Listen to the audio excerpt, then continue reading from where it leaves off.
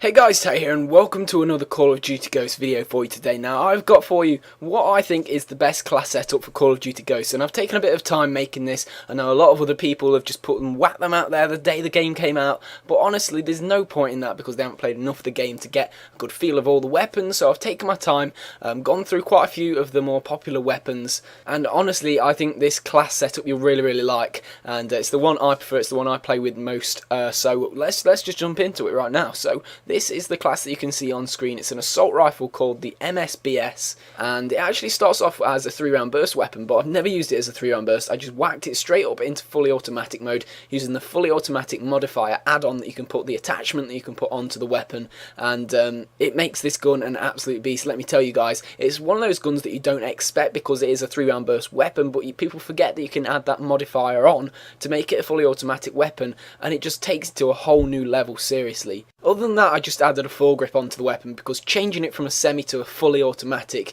actually does kick up the recoil quite a bit, so putting that grip on there helps keep that nice and low. As you're going to see on screen, it is pretty good at long range, but it's at its best when it's at its like mid-range level. That is when it's at its best, but its main advantage, I would say, over other weapons in this class specifically is that it has got massive diversity. It's very flexible, and it makes it the perfect weapon for Call of Duty Ghosts because the maps in Call of Duty Ghosts are very varied. At times they can be very small, but a lot of the time you may have noticed they are pretty big. You know, they're a lot bigger than some of the previous maps that we've had in previous games. This gun is absolutely perfect for it because it can cover a lot of the different areas. It is equally as good as medium range as it is at long and short. It will win you those head-on 1v1 battles that you come into in the close quarter combats, but it will also allow you to pick out targets at long ranges as well. That is what I love about this weapon. The only things I don't like about this weapon are the slightly clumsy, cluttered iron sights. I feel like there's a little bit too much going on down there, around the bottom and the edges especially, just blocking a little bit too much, but you can just get around that putting a red dot sight on.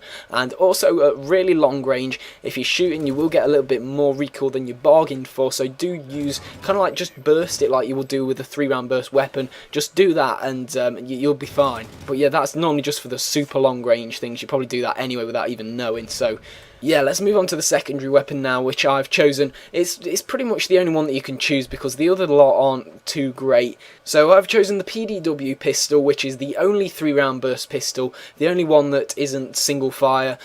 So yeah, it's 3 burst, it's better than the rest of them, and it's not great. I jumped into a combat match against the bots here because I don't normally online get a lot of kills with it, so I just jumped in. This is just normal health, so I just wanted to show the gun off. Normally kills them in 1 in the head or 2 bursts in the body mostly. From long range it's not great, but you know, it's the best weapon going out there for the secondary. So yeah, that is that. The tactical and lethal grenades, pretty much up to you what your personal preference is. My personal preference for the tactical grenade is what you can see on screen, the concussion. I don't know, it's just standard, it's old school, I just like what it does. The lethal, I'm not too sure about which one's my favourite at the minute, so I've just gone for the standard grenade, but of course you can change it up there to what you want.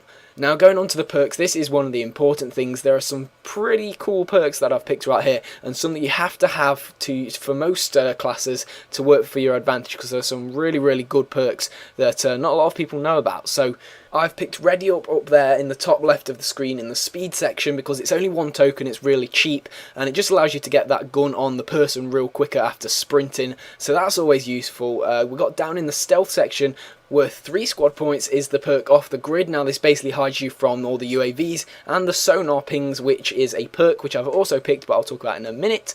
So yeah, it hides you from that stuff and lets you get around the map a little bit easier. I know a lot of people, especially at the start, are going to have those SATCOMs up because they're just default, can't bother to change them, so there's a lot of them running, especially at the start of the game. So get this perk on, you'll get hidden from those sonar pings and those SATCOMs, and yeah, going to make your life a little bit easier. So the next perk that I've picked is called Amplify, and basically it allows you to hear the enemy footsteps really loud. So this is especially useful if you're a headset user. If you are, you've just got to have it. It's one of those perks, it is absolutely, you will not be able to live without it once you've used it.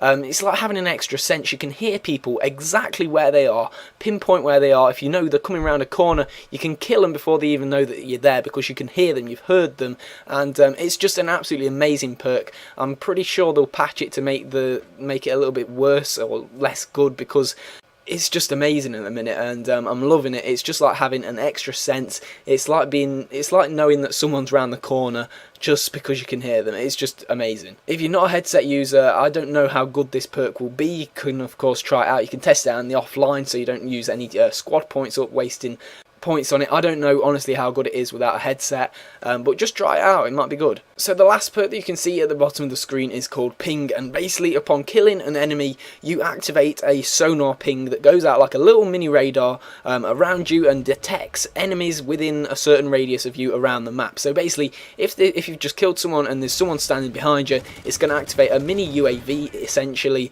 and you're going to be able to see them on your minimap as a red dot. So that is also useful. Not a lot of people actually use that, so it's a really useful perk. All these perks I think are really good, especially if you've got a headset. You've got to have that amplify perk in there. It's really good. I hope you've enjoyed this class setup. Give it a go. This gun, honestly, I've used a lot of assault rifles. That seems to be the best class of weapon to use for the maps, and this is the best assault rifle that I've used. So just try it out. It's really good. I really like it. Of course, it is only my personal opinion, but it does the job for me. So thank you very much for watching, guys. Put any comments you got in the comment section down below. How did you get on with this weapon? Are you going to try a different weapon? Do you have any other favourite weapons? Put them in the comment section down below. A quick like, as always, would be really appreciated. Subscribe for loads more COD Ghost news, and I'll see you all in a bit. Ciao.